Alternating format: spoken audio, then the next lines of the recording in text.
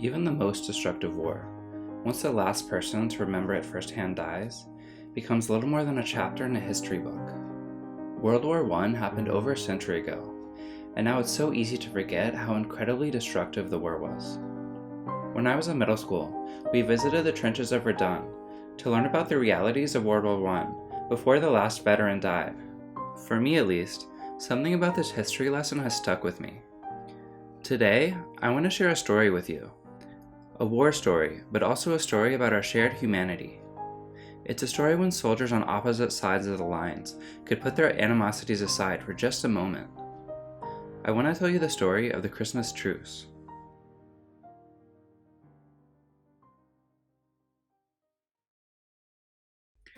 For most of European history, peacetime was the exception, not the norm. Some conflicts, like the Anglo-French Wars, lasted for centuries.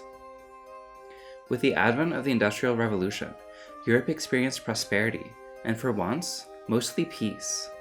But when World War I broke out, the same innovations that transformed the economy led to the industrialization of war. The first airplanes, tanks, and chemical weapons were innovative ways to kill on an unimaginable scale. The war was so much more destructive than any war before it, and was assumed to be more destructive than any war that could ever follow. That's why it was initially called the Great War. They weren't expecting a sequel. As a recap, World War I was fought by mutual alliances, shaped by mutual defense treaties, with Britain, France, and Russia eventually replaced by the US on one side, against Germany, Austria-Hungary, and the Ottoman Empire on the other. When the war started on July 28, 1914, both sides thought the war wouldn't last till the end of the year. But after just a few months, the lines became solidified, and each side dug trenches into the earth to protect against the constant barrage of bullets. The rest of the war would be fought in this kind of trench warfare. The reality of trench warfare meant that soldiers were often within earshot of the enemy. In this proximity, some live and let live agreements arose in sporadic places along the front. By December 1914, the soldiers were exhausted, and the militaries decided to regroup and replan their strategies. These informal truces started to pick up by the latter part of December. Around December 24th, an unofficial truce broke out in many different trenches with British and German soldiers. This phenomenon was known as the Christmas Truce. German soldiers, generally Saxons from the Catholic South, were usually the ones to start ceasefires and truces. On December 25th, a British major in the Leicestershire Regiment describes his experience in his own words. Even out here, there is a time of peace and goodwill. I've just spent an hour talking with German officers and men who have drawn a line halfway between our left trenches and theirs, and have all met our men and officers there. We exchange cigars, cigarettes and papers. They are jolly, cheery fellows for the most part, and it seems so silly under the circumstances to be fighting them. Firing has practically stopped, and it's only when our men start repairing wire entanglements that they send along some warning shots. Last night a select band of officers and men sang carols to them, and they did ditto. Many German soldiers had lived in England before the war, which made it easier to communicate with their enemies. Tommies, as British soldiers were known, mentioned the truce in letters to family back home. These accounts were censored in the press and did not appear in newspapers until the very end of December 1914. Here's a letter from a Tommy in the London Rifle Brigade, published in the Times of London in January 1915. We had rather an interesting time in the trenches on Christmas Eve and Christmas Day. We were in some places less than 100 yards from the Germans and held conversations with them across. It was agreed in our part of the firing line that there should be no firing and no thought of war on Christmas Eve and Day. So they sang and played to us several of their own tunes and some of ours, such as Home Sweet Home, Tipperary, etc. While we did the same for them. The regiment on our left all got out of their trenches, and every time a flare went up, they simply stood there, cheered, and waved their hats, and not a shot was fired on them. The singing and playing continued all night, and the next day, Christmas. Our fellows paid a visit to the German trenches, and they did likewise. Cigarettes, cigars, addresses, etc. were exchanged, and every one, friend and foe, were real good pals. One of the German officers took a photo of English and German soldiers arm in arm, with exchanged caps and helmets. On Christmas Eve, the Germans burned coloured lights and candles along the top of their trenches, and on Christmas Day, a football match was played between them and us in front of the trench. They even allowed us to bury all our dead lying in front, and some of them, with hats in hand, brought in one of our dead officers from behind their trench so that we could bury him decently. They were really magnificent in the whole thing, and jolly sorts. I have now a very different opinion of the German. Both sides have started the firing and are already enemies again. Strange it all seems, doesn't it?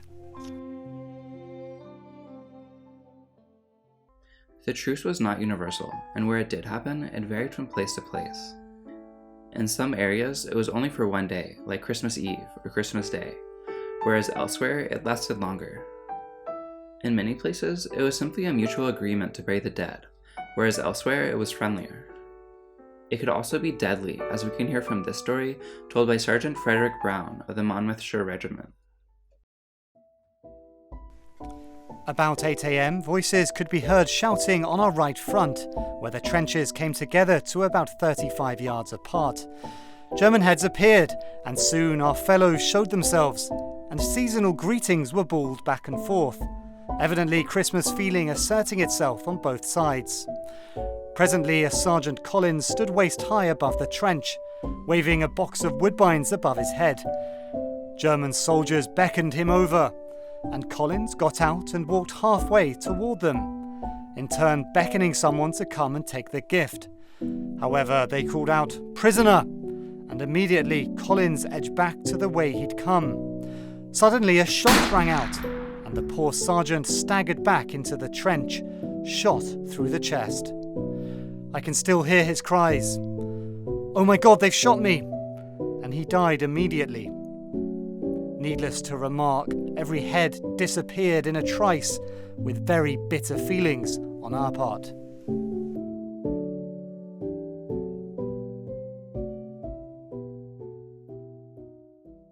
Still, tales of truces and even gift-giving was much more common. An officer in the Queen's Westminster Rifles paints a rosy portrait of the Christmas Truce for the Daily News. Next day would have made a good chapter in Dickens' Christmas Carol. It was indeed a tribute to the spirit of Christmas. Many of our chaps walked out and met the Germans between the lines. I went over in the afternoon and was photographed in a group of English and Germans mixed. We exchanged souvenirs. I got a German ribbon and a photo of the Crown Prince of Bavaria. The Germans opposite us were awfully decent fellows, Saxons, intelligent, respectable-looking men. I had quite a decent talk with 3 or 4, and have 2 names and addresses in my notebook. It was the strangest scene you could imagine, going out unarmed to meet our enemies, also unarmed. After our talk, I really think a lot of our newspaper reports must be horribly exaggerated. Of course, these men were Saxons, not Prussians.